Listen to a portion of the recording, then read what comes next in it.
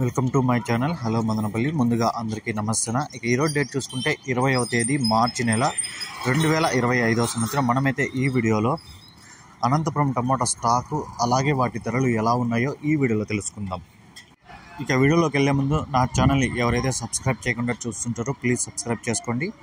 ఇక అనంతపురం స్టాక్ విషయానికి వస్తే ఇక్కడైతే స్టాక్ అయితే తగ్గిందినా, ఇక చుట్టుపక్కల చూసుకుంటే స్టాక్ అయితే ఏమాత్రం లేదని సమాచారము. ఇంకా ఇక్కడైతే అన్సీజన్ అయితే స్టార్ట్ అయిపోయింది.